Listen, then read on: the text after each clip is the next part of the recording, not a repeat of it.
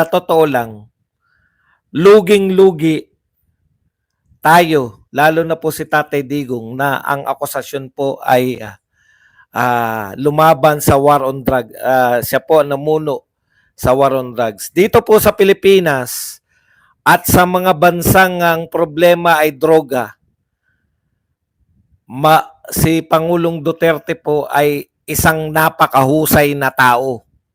Napakagaling na patahimik niya yung Pilipinas. Teka pala muna, no? Binabati ko pala tayong lahat. Lumabas po sa survey, overwhelming. Ayaw, binabasura ng mga Pilipino ang impeachment ni BP Sara. Ito po, pa-survey nyo na to ha. Survey na po ng mga ninyo. Sa survey ninyo, tinatalo kayo ng taong bayan. 45% po ang naniniwala o binabasura ang impeachment ni BP Sara. 26% lang po ang naniniwala na dapat ituloy ang impeachment. Lahat po ng survey ngayon, dudurugin na kayo. Umaangal na ang mga senatoriables ni Marcos. Yan po, tama po yan. No? Pag pumunta po sa lugar nyo, isigaw nyo lang Duterte para matauhan sila na yung mga survey na ginagawa nyo, yung mga survey nyo, niloloko nyo yung mga tao. Paano nyong sasabihin na kayo mga nangunguna sa survey, wala na naniniwala sa inyo. Tapos sa survey, kayo lahat ang pasok. Ipakita nyo po, pag may nagpunta riyan sa inyo, sigawan nyo na. Nanggigigil. Ayan, yung survey po, unti-unti na nalalantad. Wala na naniniwala dyan sa mga pasarvey nyo. Kayo pa rin nangunguna. Ngayon kayo magpasarvey. Matapos yung ginawa ninyo kay Pangulong Duterte, ngayon kayo magpasarvey. Ewan ko lang kung paano nyo padudugain yung survey nyo. Ano yung survey nyo? Tatanungin nyo muna, maka Marcos ka ba o maka Duterte? Ganun ba kayo mag-survey? Okay. Si De Lima, Palas will not oppose if De Lima volunteers to testify in ICC. Alam mo, De Lima, nasanay ka rito no, na nagbo-volunteer ka sa HOR investigation. Papaalala lang po natin, no, nung nag-volunteer ka, nag-testify ka, hindi naman ikaw involved, di po ba? Baka po pagdating sa tunay na korte, hearsay lang po yung mga pinagsasabi nyo eh. Ang una kong tanong, ang lakas ng loob mo na mag-volunteer para maging, baka mapahiya lang ang Pilipinas sa'yo. Kasi, bakit ka gagawing testigo in the first place? Marami po kasing tumestigo na hindi naman involved, katulad nung pare. Wala naman po siyang kinalaman dun. Yung pare po ba na nagsabi na siya ay drogista ay isang biktima o kamag-anak ng biktima? Hindi po pareho. O bakit kayo tumitestigo? Ito po, si Laila De Lima, biktima ka ba? Ikaw ba ay biktima ng EJK at bumangon at ikaw ay nabuhay na mag-uli? O ikaw ba ay kamag-anak ka na EJK? Kung hindi ka naman kamag-anak at hindi ka naman, o ikaw ay pulis, anong karapatan yung tumistigo doon na wala namang kayong kinalaman doon? Di ba? Yan yung problema ng mga tao na to. Kasi panay-hearsay lang yun naman. Ang ibig sabihin po ng testigo, di ba? Kahit po hindi tayo nakapag-aral sa batas, ang ibig sabihin po ng testigo, nakita mo. Kaya ka testigo. Makakatulong ka dahil naroon ka. Nakita mo yung krimen. Ano ba papel mo ron? Naging DOJ ka nga, wala ka na sampang kaso dyan sa EJK na yan. Kaya po si Laila de Lima ang pinakamalaking katunayan na hindi talaga naganap yung AJK. Kasi naging ano yan eh, naging DOJ secretary, walang nasampahan kahit isa eh, sa AJK. Kaya dun po sila sa ICC. Dahil dito sa mga korte natin rito hindi papansinin yung mga pinagsasabi niyan eh. Pero sa HOR, baka sa ICC pansinin. Ito po umiepal po tong magka-partner na si Tito Soto tsaka to si Lacson. Panay po ang daldal ngayon sa media. Sabihin po, ano po natin ha, kung ano yung sinasabi nito ni Tito Soto at barahin po natin itong mga to. Sabi ni Tito Soto,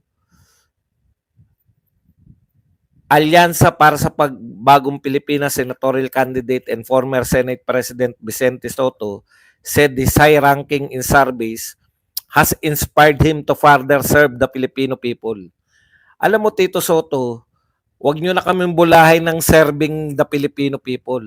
Tanong ko lang sa iyo, direkta ito. Serving the Filipino people. Yung mga OFW ba, Pilipino? Sila po ang direktang nakikitungo sa mga dayuhan. O Filipino yan. Anong magandang halimbawang binigay mo sa OFW? Mayroon ka bang sinabi man lang ngayon? Nagpahayag ka ba man lang na ikaw ay pabor kay Pangulong Duterte na mabalik sa Pilipinas? Pilipino yan. Di ba? Ang akusasyon ng kampo ni Duterte, kinidnap siya. Dinala ron sa the Netherlands. May posisyon ka ba man lang sa isang Pilipino na kinidnap di umano? Na mataas pa ang tungkulin dati? Ano sinasabi mong ni hindi ka nga makapagsalita sa kaso ni Duterte tapos sasabihin mo na para ka sa Pilipino, maglilingkod ka para sa Pilipino. Huwag nyo pong iboto yung mga yan. Ni hindi ka nga nagsabi kung pabor ka kay Duterte na mabalik sa Pilipinas kahit nambobola ka lang. Sabi ni Lacson, ang mali ay mali. Lacson and admin Senate but ready to call out government wrongdoing. Okay, ang sabi ni Lacson dito po sa Politico, kahit daw po siya ay kandidato ng administrasyon, pag may nakita raw siyang mali, ay pupunahin niya yung administrasyon. O ngayon, pinuna mo ba? Sinabi mo ba na mali? Lahat ng Pilipino alam na mali.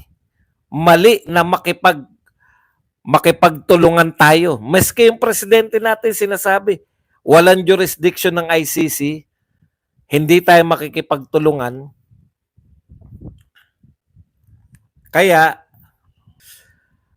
ang mali ay mali. Bakit hindi mo pinupuna? Sa tingin mo, tama? Sabi niya kasi, willing daw siyang punahin yung administrasyon kahit pro-administration siya kung nakikita niyang mali. So, hindi mo pinupuna ngayon yung kay Pangulong Duterte. So, sa tingin mo, tama yan. O, yan po ang ibig sabihin yan.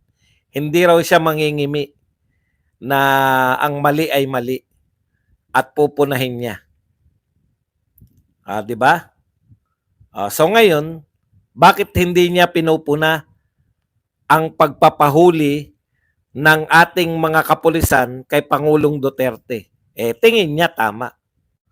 Bakit ka namin iboboto? Pinamimigay, isa ka para sa namimigay ng mga Pilipino sa ibang bansa. Pinakamagandang pahayag kay Marcoleta. Kaya talagang dapat kasama ni Pastor Kibuloy, manalo yan lahat ng kandidato natin. Marcoleta, ano sabi ni Marcoleta? Pinarinig niya, di ba? Minumura yung reliyon ni Marcoleta, minumura siya ng isang vlogger, pero ano sinabi? Sinabi ba ni Marcoleta na sasampahan niya ng reklamo? Hindi. Gusto niya lang ilantad para makita ng mga tao na itong taong 'to hindi dapat paniwalaan. Masyadong sensitive kasi yung mga, public official. Samantalang paulit-ulit na tayo rito, hindi po magandang ang pang-combat sa tinatawag ninyong fake news ay, idemanda niyo, 'no? Wala kayong karapatang maging public official kung maramdamin. 'Yun yung punto ni Marcoleta, siya nga minumura na, minumura pa relihiyon niya, eh. Tandaan niyo yung Iglesia ni Cristo, ano po 'yan, sensitive po 'yan sa pagmumura sa kanila ng ano, pagmumura sa kanila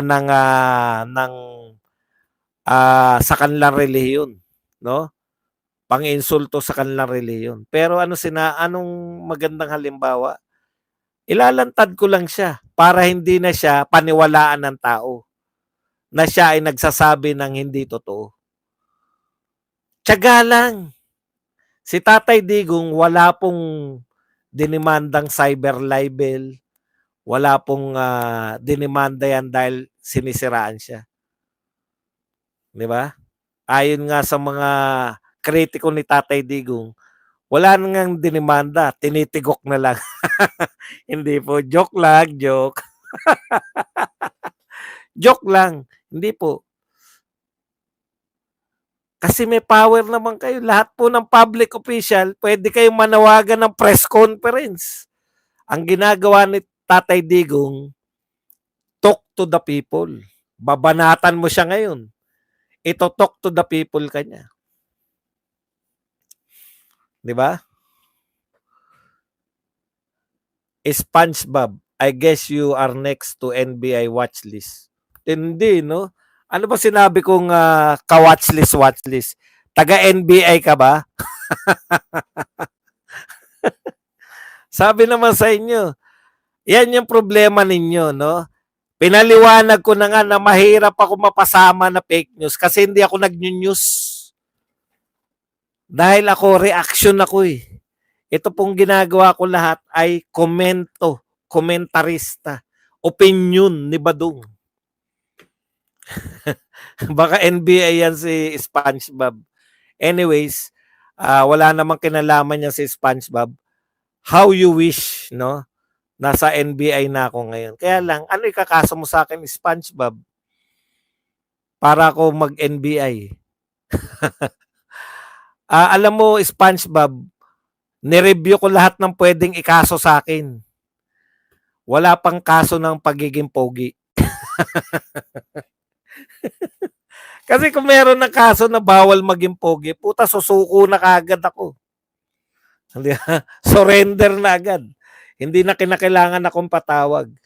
Kung kaso ng pagiging pogi, kinakailangan nating umamin. Hindi mo na kinakailangan niya ng, no? Kusa yan eh. Kung yan ay influencer at laging fake news ang sinasabi, kusang hindi na maniniwala sa kanyang mga tao. Magtiyaga lang kayo, kusa na yan. Di ba? Bakit kinakailangan nyo pansiraan? Tignan nyo yung mga fake news lagi. O may panahon, puta, sikat na sikat. O, mananawa ang tao sa kapi-fake news mo eh. Pag lagi kang fake news, yung mga pinagsasabi mo, mananawa yung tao, hindi ka tatagal. Kami, gusto namin pang matagalan eh. Kaya magre-react kami. Yung mga nagpe-fake news lang, wala pong kakayahan niya na mapakinggan sila, kaya sila pinakikinggan dahil kinakailangan lagi silang mag-produce ng bagong balita. Pero hindi nila kaya yung may balita, may nangyari, magre-react lang sila ng kakaiba. Okay. So, yung atake sa fake, hindi nyo kinakailangan i-regulate. Di ba sabi ni Marcoleta, hindi mo naman kinakailangan magkaroon ng regulasyon paano eto bawal. Sino may sabi sa inyo na kayo ang magpapasya kung anong bawal sabihin at hindi bawal sabihin? Basic right po yan ng isang tao, yung basic right po ng isang tao, yung mamuna. Makakasama man sa iyo o hindi, okay, talagang karapatan ng tao na punahin ka. Lalong-lalo na kung mali yung ginagawa mo. O kahit mabuti ginagawa mo, ang magtatanggol sa'yo, halimbawa, may namumuna pa rin sa'yo. Kahit mabuti na yung ginagawa mo, katulad ni Tatay Digong, ang ganda na ng ginawa sa bansa for the last sa 6 years, nananungkulan siya. Ang ganda ng ginawa ni Tatay Digong. Pagkatapos ng 6 years, halos isumpa na siya ng mga kalaban sa politika. Kalaban sa politika. Kalaban sa politika ang sinasabi ko. Pero dahil magandang ginawa niya, mahal siya ng tao. No amount ng paninira yung makakapigil sa tao na mahalin si Tatay Digong. Kasi ang paninira, effective lang yan. Effective lang yung paninira sa mga palpak na pinuno.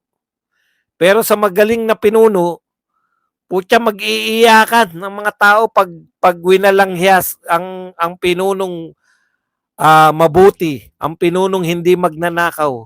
Pag winalanghiya, mag-iiyakan ng mga tao. Kaya self-regulation, okay yan. Walang problema. May mga batas na tayo, pag nanira ka, nakapanira ka ng kapwa.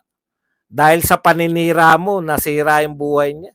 Oh, di pwede kayo demanda ng libel, cyber libel, sa mga pribadong citizen. Pero sa mga artista at sa mga politiko, magpatawag lang kayo ng press conference. Ang problema, kung hindi na naniniwala sa inyo, kahit na anong patawag nyo na press conference, kung hindi naman naniniwala na sa inyo yung tao, wala na ring talab. Bakit effective kay Tatay Digong yung talk to the people? Inaabangan namin eh. Halimbawa, may bumira kay Tatay Digong, si Trillanes, o kaya si Dilima, o kaya si Lenny, o kaya si Kiko, o kaya si Gordon. Aabangan namin ngayon si Tatay Digong, ano kaya isasagot? Hindi po namin aabangan namin si Tatay Digong kung magsasampa ng reklamo. Wala pong ganun. Inaabangan namin kung ano isasagot niya. 'Di ba? At kaming mga vlogger, yun naman ang isasagot namin. Sa mga kakampi ng mga nila Lenny, nila Kiko, nila Dilima, nila Gordon, nila Trillanes.